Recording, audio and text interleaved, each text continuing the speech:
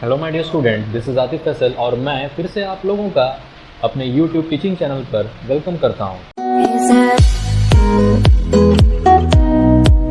अब से मैं आप लोगों को मैथ्स का full course with solved questions provide करने वाला हूं। सो आज का क्लास मैं 9th क्लास के एक फर्स्ट चैप्टर से रेशनल एंड इरेशनल नंबर से स्टार्ट करने जा रहा हूं। तो फर्स्ट ऑफ ऑल मैं वीडियो स्टार्ट करने से पहले अपने सारे व्यूवर्स से एक रिक्वेस्ट करना चाहता हूं कि मेरे चैनल को जल्द से जल्द सब्सक्राइब कर लें और बेल आइकन को ऑल पे प्रेस कर दें सो दैट आप लोगों को इंस्टेंट नोटिफिकेशन मिलता रहे हमारे यूट्यूब चैनल के तरफ से, सो दैट आप हमेशा हमारे मेरे वीडियो से नॉलेजेबल हो और बेनिफिटेड हो। सो बिना टाइम वेस्ट किए चलो चलते हैं डायरेक्ट टॉपिक पे। इससे पहले कि हम लोग रेशनल और इरेशनल नंबर के बारे में जानेंगे, उससे पहले हम लोगों को ये कुछ नंबर्स है इसके बारे में ऑलरेडी जानना पड़ता है। वैसे तो आप लोगों ने प्रीवियस क्लास में ऑलरेडी पढ़ चुका होगा ये सब चीज़, लेकिन फिर से मैं रिवाइज करा दे रहा हूँ। सबसे पहले आता है आपका नेचुरल नंबर्स। नेचुरल नंबर क्या होता है student?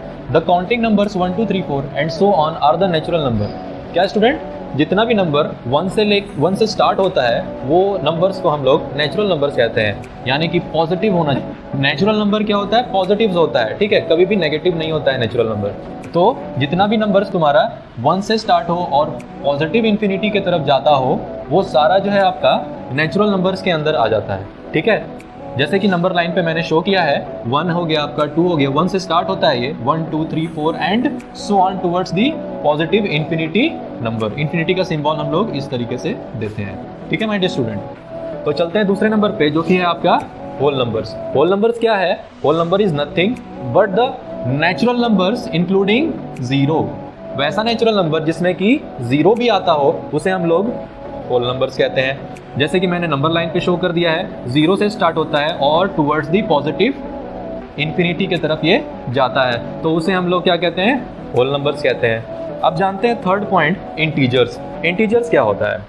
Integers are those number which are natural number. पहला क्या होना चाहिए? नेचुरल नंबर होना चाहिए। दूसरा नेगेटिव नेचुरल नंबर्स होना चाहिए, यानी कि नेचुरल नंबर होना तो चाहिए, लेकिन साथ ही साथ जितने भी माइनस वाले नंबर्स हैं वो सब भी आपके इंटीजर्स के अंदर आते हैं। और लास्ट में है zero. Zero the neutral of the number line, वो भी आपका इंटीजर्स के अंदर आते हैं, ठीक है माय डियर स्टूडेंट। सो मैंने नंबर लाइन पे यहाँ पे शो जैसे किया है, बीच में आपका जीरो आता है और जीरो से लेफ्ट साइड आप बढ़ते हैं तो आपका नेगेटिव नेचुरल नंबर्स आता है, और अगर जीरो से आप लोग राइट हैंड साइड बढ़ते हैं तो आप लोगों का पॉजिटिव नेचुरल नंबर्स आता है। तो ये आपका जितना भी नंबर्स आपको दिख रहा है, ये टुवर्ड्स दी पॉजिटिव इन्फिनिटी हो गया और ये टुवर्ड्स दी नेगेटिव इन्फिनिटी हो गया। ये सारा नंबर्स जो है आपका इंटीजर्स के अंदर आता है।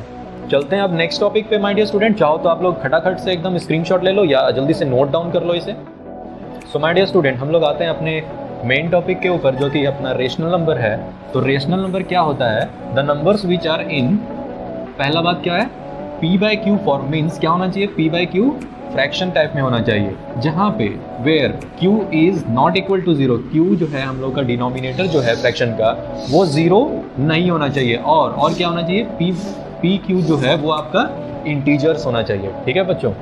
और सेकेंड नंबर पे बात क्या आता है कि p बाई क्यू जो फ्रैक्शन है वो अपने लोवेस्ट टर्म्स में होना चाहिए। फॉर एग्जाम्पल जैसे आपका यहाँ पे दिया हुआ है 8/4, तो ये आपका लोवेस्ट फॉर्म में नहीं है। इसको अगर हम लोग काटेंगे तो ये 4 2 और ये 2 2 कन्वर्ट हो जाएगा, और भी कट सकता है ये 2 2 और 2 1, तो ये 2/1 ये आ गया आपका लोवेस्ट फॉर्म में। तो ये क्या होना चाहिए? फ्रैक्शन जो है वो लोवेस्ट टर्म्स में होना चाहिए। तो जैसे कि आप लोगों का एग्जाम्पल्स यहाँ पे दिया हुआ है 2/3, 17/5, -1/2, 0/1, या फिर इसे हम लोग 0 भी लिख सकते हैं। तो ये सारा आप लोगों का एग्जाम्पल्स है किसका? रेशनल नंबर्स का। उम्मीद करते हैं आप लोगों को अच्छे से समझ में आ गया। सो माय डियर स्टूडेंट, इससे पहले हम लोग एक्सरसाइज पे चलते हैं, उससे पहले कुछ मेन टॉपिक्स और भी बचे हुए हैं, उसके बारे में जान जाते हैं। तो जैसे कि रेशनल नंबर आप लोगों को जान ही चुके हैं क्या होता है, लेकिन rational number can be either terminating decimals या फिर नॉन टर्मिनेटिंग डेसिमल्स, या फिर नॉन टर्मिनेटिंग डेसिमल को हम लोग रीअकरिंग डेसिमल्स भी कहते हैं। कभी भी कंफ्यूज मत होना, नॉन टर्मिनेटिंग में और रिकरिंग में दोनों एक ही चीज़ है, ठीक है माय डियर स्टूडेंट। हाँ, टर्मिनेटिंग डेसिमल अलग चीज़ है और नॉन टर्मिनेटिंग डेसिमल अलग चीज़ है। जानते हैं क्या होता है नॉन टर्मिनेटिंग और टर्मिनेटिंग? टर्मिनेटिंग डेसिमल्स क्या होता है, जो कि नॉन रिपीटिंग डेसिमल्स होता है। क्या स्टूडेंट? Non repeating. कहने का मतलब क्या है, जैसे कि आपका एग्जांपल में दिया हुआ है 9/2, जिसको हम लोग डेसिमल में 4.5 कह सकते हैं, लिख सकते हैं, या फिर 3/4 है इज इक्वल्स टू, इसको हम लोग डेसिमल में 0.75 लिख सकते हैं, या etc। इसमें क्या हो रहा है, एक भी डेसिमल जो है वो रिपीट नहीं कर रहा है, बार बार रिपीट नहीं कर रहा है। मेरे कहने का मतलब आप लोग नॉन टर्मिनेटिंग में आओगे तो समझ जाओगे। जैसे नॉन टर्मिनेटिंग डेसिमल्स का मतलब क्या होता है, repeating decimals, these are the repeating decimals. या फिर इसे और भी क्या कह सकते हैं, रिकरिंग डेसिमल्स, यानी कि जो बार बार रिपीट हो, जो बार बार आए। तो जैसे कि फॉर एग्जांपल में दिया हुआ आपका 4/3, जिसे हम लोग अगर डेसिमल में कन्वर्ट करते हैं तो 1.3333 एंड सो ऑन 3 जो है चलता चला जाएगा। तो यहाँ पे रिपीट हो रहा है, क्या रिपीट हो रहा है, 3 जो है यहाँ पे रिपीट हो रहा है, इसीलिए हम लोग जो है 1.3 के ऊपर में एक डॉट दे देते हैं। डॉट कहने का मतलब, डॉट क्या यहाँ पे डिनोट कर रहा है, डॉट जस्ट डिनोट कर रहा है कि ये 3 जो है वो बार बार रिपीट होता चला जा रहा है। चाहे तो हम लोग डॉट भी दे सकते हैं, या फिर हम लोग सिंपली एक बार दे सकते हैं उसके हेड के ऊपर, नंबर के हेड के ऊपर। या फिर एक एग्जांपल के तौर पे हम लोग 9/11 भी ले सकते हैं, जिससे हम लोग डेसिमल में कन्वर्ट करेंगे तो वो हो जाएगा 0.818181 एंड सो ऑन, इसी तरीके से 81 रिपीट होता चला जाएगा। तो हम लोग उसे या फिर किस तरीके से लिख सकते हैं, 0.81, 8 के ऊपर भी डॉट और 1 के ऊपर भी डॉट। चाहे तो दोनों के ऊपर हम लोग क्या कर सकते हैं, एक सिंपली बार लिख सकते हैं हेड के ऊपर। सो ये हो गया आपका टर्मिनेटिंग डेसिमल्स और ये हो गया आपका नॉन टर्मिनेटिंग डेसिमल्स। तो स्टूडेंट यहाँ से आप लोगों का एक्सरसाइज 1 का सारा थ्योरेटिकल चीज़ कंप्लीट हो चुका है। अब हम लोगों को बस एक्सरसाइज को सॉल्व करना है, तो चलते हैं जल्दी से अपने एक्सरसाइज के ऊपर। स्टूडेंट यहाँ पे एक्सरसाइज 1A का सबसे पहला नंबर क्वेश्चन देता है कि which of the following will change into terminating decimal. तो मैंने आप लोगों को थ्योरेटिकल क्लास में ऑलरेडी बता चुका हूँ कि टर्मिनेटिंग डेसिमल्स होता क्या है। आप लोगों को फिर से रिकैप करा देता हूँ कि रेशनल नंबर चाहे तो 2 हो सकता है, या फिर टर्मिनेटिंग डेसिमल हो सकता है, या फिर वो नॉन टर्मिनेटिंग या रिकरिंग डेसिमल उसको कहते हैं। तो पहले तो हम जान लेते हैं कि टर्मिनेटिंग डेसिमल हम लोग निकालेंगे किस तरीके से। तो यहाँ पे मैंने नोट करके लिखा हुआ है ऑलरेडी, इधर आप लोग नोट कर सकते हो कि टर्मिनेटिंग नंबर क्या होता है, p divided by 2 the power n and into 5 to the power m, where p जो है p belongs to z। z क्या है हम लोग का, इंटीजर। p जो है वो कोई भी इंटीजर नंबर होना चाहिए, ठीक है। और n और m जो है बिलोंग्स टू w। w क्या है, होल नंबर है, ठीक है माय डियर स्टूडेंट। तो टर्मिनेटिंग नंबर को इस फॉर्मेट पे लाना पड़ता है। अगर इस फॉर्मेट पे आ गया कोई भी फ्रैक्शन तो वो टर्मिनेटिंग नंबर होगा, और अगर नहीं आता है इस फॉर्मेट पर तो टर्मिनेटिंग नंबर नहीं होगा, वो नॉन टर्मिनेटिंग नंबर होगा। तो चलो डायरेक्ट क्वेश्चन पे चलते हैं। बारी बारी से जितना भी फ्रैक्शन दिया है हम लोगों को चेक करना है कि वो टर्मिनेटिंग नंबर के फॉर्मेट पे सुटेबल या इक्वेट करता है या नहीं करता है। तो बिना टाइम वेस्ट के चलो चलते हैं डायरेक्ट सॉल्यूशन पे। तो यहाँ पे पहला फ्रैक्शन जो है हम लोगों को चेक करना है कि 13/25 is equals to p 2 to the power n into 5 to the power m equate करता है कि नहीं। तो क्लियरली आप लोग देख सकते हैं p का वैल्यू यहाँ पे क्या हो जाता है, 13 हो जाता है। 125 को हम लोग क्या लिख सकते हैं, 2 का पावर 0 लिख सकते हैं, इसका वैल्यू 1 हो जाएगा, और 5 का पावर हम लोग 3 लिखेंगे तो वो 125 आ जाता है। तो इसका क्या मतलब है कि 13/1/25 जो है वो टर्मिनेटिंग डेसिमल होगा। सो हम लोग यहाँ पे लिख सकते हैं, so 13/125 is a terminating decimal.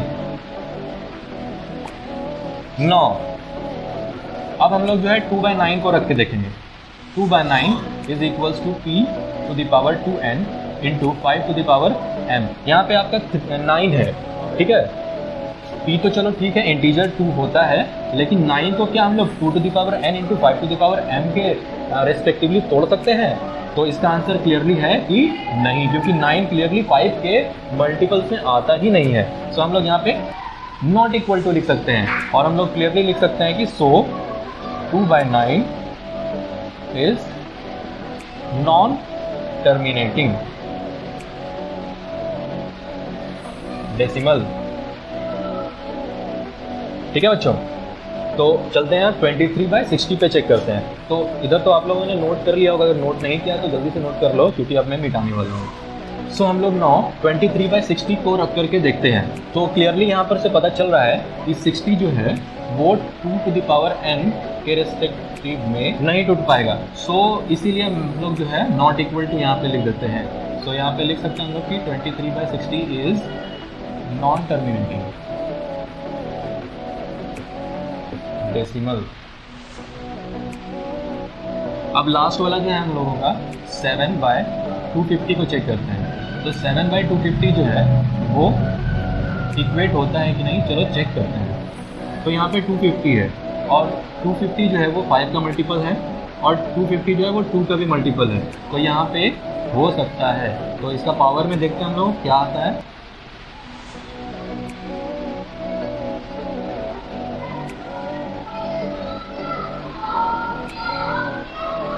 To का पावर 1 रखेंगे तो 2 हो जाएगा और 5 का पावर अगर हम लोग 3 रखेंगे तो 7/250 जो है वो आपका टर्मिनेटिंग डेसिमल होगा। तो क्या पता चलता है पहले वाले क्वेश्चन से कि आपका 13 1/25 और 7/250 जो है वो क्या आप लोगों का टर्मिनेटिंग डेसिमल है। तो इसी तरीके से आप लोगों का 1 नंबर भी है, क्वेश्चन 1 का ए है, ये 1 का ए नंबर क्वेश्चन था। बी भी आपका सेम है और सी भी सेम है और डी भी सेम है। तो चलते हैं डायरेक्टली अब क्वेश्चन नंबर 2 का ए के ऊपर। आप लोग चाहो तो इसको स्क्रीनशॉट ले सकते हो। सो माय डियर स्टूडेंट, यहाँ पे आप लोगों का सेकंड नंबर क्वेश्चन कहता है कि express each of the following as rational number. तो जैसे आप लोगों का ए में दिया हुआ है क्वेश्चन 4.125, जहाँ पे 25 के ऊपर में डॉट दिया हुआ है, कहने का मतलब ये क्या है, रीअकरिंग डेसिमल है। तो इसके लिए एक फॉर्मूला होता है, फॉर्मूला थोड़ा सा पेचीदा किस्म का है, लेकिन इसे इजी वे में समझना चाहो तो समझ सकते हो कि recurring decimal is equals to क्या होता है, whole number as all digits minus whole number as non recurring digits divided by 10 to the power number of digits after decimal minus 10 to the power number of non recurring digits after decimal. ये समझना उतना भी tough लग रहा है आप लोगों को, लेकिन इसको अगर क्वेश्चन पे ला करके समझोगे तो काफ़ी इजी पड़ जाता है। जैसे आपका यहाँ पे एक क्वेश्चन दिया हुआ है, यहाँ पे whole number as all digits, इस सारे नंबर को क्या कर देना है, होल नंबर में कन्वर्ट कर देना है। तो 4125 है तो 4125 आपका होल नंबर हो गया। दूसरा बात, whole number as non recurring digits, इसमें कौन कौन सा ऐसा डिजिट्स है जो कि नॉन रिकरिंग है। तो 4 है और 1 है, क्या हो गया, 41 हो गया। तो whole number as non recurring digits क्या हो गया आपका, 41 हो गया। उसके बाद number of digits after decimal, decimal के बाद कितना डिजिट्स है, 1 2 3, 3 डिजिट है, 3 हो गया। और number of non recurring digits after decimal is equals to क्या है यहाँ पे, 1। 1 कैसे आया, क्योंकि यहाँ पर number of non recurring digits, मतलब रिकरिंग डिजिट्स क्या है आपका 2 और 5 है, लेकिन नॉन रिकरिंग डिजिट कितना है आपका, सिर्फ 1 है, इसीलिए क्या हो गया, number of non recurring digits after decimal आपका सिर्फ 1 हो गया। तो ये रहा आपका रिक्वायर्ड डाटा। अब चलते हैं हम लोग इसके सॉल्यूशन, मेन सॉल्यूशन की तरफ। तो होपफुली मेरे ख्याल से आप लोगों को एकदम क्लियरली अब समझ में आ गया होगा कि रिकरिंग डेसिमल का फॉर्मूला किस तरीके से हम लोग यूज करते हैं। तो हम लोग डायरेक्टली अब चलते हैं इसके सॉल्यूशन की तरफ। So according to recurring decimal क्या हो जाएगा by formula, whole number as all digits जो है हमारा 4125 है, ठीक है, और minus whole number as a non recurring digit मेरा कितना है, 41 है, तो माइनस 41 कर देंगे, divided by 10 to the power number of digits after decimal कितना है मेरा, 3 है, तो 10 to the power 3 minus 10 to the power number of non recurring digits after decimal कितना है मेरा, 1 है, तो कितना हो जाएगा 10 to the power -1। इसको हम लोग जो है सॉल्व करके लिख सकते हैं। 4125 को अगर हम लोग 41 से माइनस करेंगे तो मेरा कितना आ जाएगा, 084 आएगा, ठीक है। और डिनोमिनेटर में आपका 10 to the power 3 1000 हो गया और 10 to the power 1 मेरा 10 हो गया, तो 1000 में 10 अगर घट जाएगा तो कितना बचेगा, 990 बचेगा। तो इसे हम लोग 2 से काट सकते हैं, 2 2 ज़ा 0 ज़ा 4 ज़ा 2 ज़ा, और यहाँ पे हो जाएगा 2 4 ज़ा 8, 2 9 ज़ा 18 और 2 5 ज़ा 10, 495। ये हो गया आपका रिक्वायर्ड आंसर, 2042/495, ये रिक्वायर्ड हो गया आपका आंसर। तो होपफुली मेरे प्यारे स्टूडेंट आप लोगों को रिकरिंग डेसिमल का भी क्वेश्चन समझ में आ गया होगा। चाहो तो अब स्क्रीनशॉट ले सकते हो और चलते हैं अब नेक्स्ट क्वेश्चन की तरफ। तो यार नेक्स्ट टाइप ऑफ क्वेश्चन हम लोगों का दिया हुआ है थर्ड नंबर, जो कहता है कि find the largest and the smallest rational number among the following number. तो यहाँ पे आपका क्वेश्चन दिया हुआ है ए में 4/7 -4/7 5/9 एंड -7/15। तो यहाँ पे आप लोगों में से इसमें से स्मॉलेस्ट और लार्जेस्ट निकालना है। तो इसके लिए बहुत सिंपल सा मेथड है, हम लोग पहले ही बहुत लोअर क्लासेस में एलसीएम निकाल के ये सॉल्व किया करते थे। यहाँ पे आप लोग देख सकते हो सारा डिनोमिनेटर सेम नहीं है, डिसिमिलर है। तो इसके लिए क्या करते हैं, सारे डिनोमिनेटर्स का हम लोग एक साथ लिख करके उसका एलसीएम निकाल लेते हैं। यहाँ पे आप लोग देख सकते हो एलसीएम मैंने निकाला है, कितना एलसीएम आया है, 315 आया है। तो अब क्या करते हैं, एलसीएम को बस पुट करते हैं, ठीक है, मल्टीपल्स में। 9 4/7 जो पहला नंबर था आपका 4/7, तो 7 में हम लोग क्या मल्टीप्लाई करेंगे, जो 315 आ जाएगा।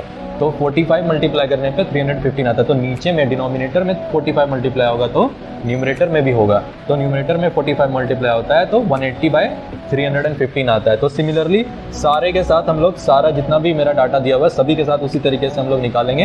तो इस तरीके से मेरा जो है रिक्वायर्ड आंसर्स आएगा सॉल्व करने पर। तो अब हम लोग जब डिनोमिनेटर सबका सेम हो जाता है तो न्यूमरेटर से हम लोग ईजिली जो है कौन सा पहले आएगा कौन सा बाद आएगा वो हम लोग लिख सकते हैं। ध्यान दो यहाँ पे -180 जो है वो और लेफ्ट साइड आएगा नंबर लाइन के। तो जितना ज़्यादा लेफ्ट साइड आएगा नंबर लाइन के उतना ज़्यादा वो नंबर छोटा होगा, और जितना राइट साइड आएगा नंबर लाइन के वो उतना ज़्यादा बड़ा होगा। तो -180 जो है और लेफ्ट साइड आएगा, इसीलिए सबसे छोटा -180, फिर -147, फिर 175 और सबसे बड़ा आपका हो जाएगा 180। तो हमसे क्वेश्चन में पूछ रहा था लार्जेस्ट कौन सा और स्मॉलेस्ट कौन सा है। तो लार्जेस्ट यहाँ पे 180/315 जो कि हम लोग का 4/7 है, और स्मॉलेस्ट जो है वो -180/315 जो कि -4/7 है। तो ये हमारा रिक्वायर्ड हो गया आंसर।